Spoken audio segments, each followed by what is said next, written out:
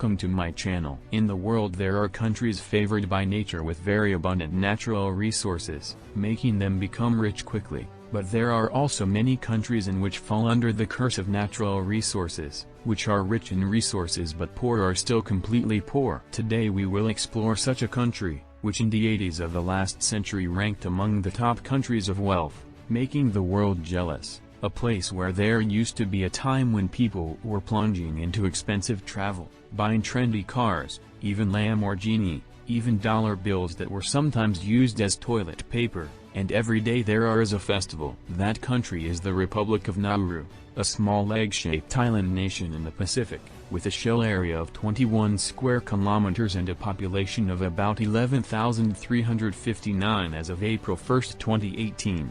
Which is the smallest island nation in the South Pacific Ocean and also the third smallest country in the world after the Vatican City and the Principality of Monaco. The Micronesians and Polynesians had been settling on the island for at least 3,000 years, and they had no contact with Westerners except for fugitive sailors or fleeing prisoners. At the end of the 19th century the German Empire annexed Nauru, and declared the islands their colony. Soon Europeans discovered phosphate deposits and the small island nation became mineral deposits where foreign powers exploit. After Nauru gained independence in 1968, phosphate mining activities continued to develop until the phosphate mines were depleted, and economic activity of the island shifted southward. During phosphate mining workers, Nauru's land gradually became barren. Today the island is an empty land with jagged limestone rocks covering nearly 80% of the territory. The phosphate mines on Nauru Island are the result of birds discharging waste in the thousands year. Because the phosphates are so close to the ground that they can be separated easily, the Germans exploited this precious resource before the Nauru government transferred mining rights to the British. After World War I, Britain, Australia and New Zealand became the protectors of Nauru. These three countries established the British Phosphate Commission to manage phosphate exploitation. After Nauru became independent, the government bought the rights phosphate extraction from Australia and its economy grew rapidly, and the profits from mining helped Nauru's per capita income reach the highest level of any independent country in the world. But as the mining industry developed, the land on the island was systematically destroyed. To get the phosphates, workers needed to remove the topsoil and get the phosphate out of the ancient coral reefs.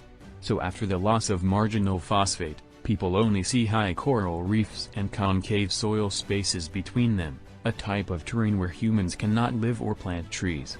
Mining activities also adversely affect the marine ecosystem around the island.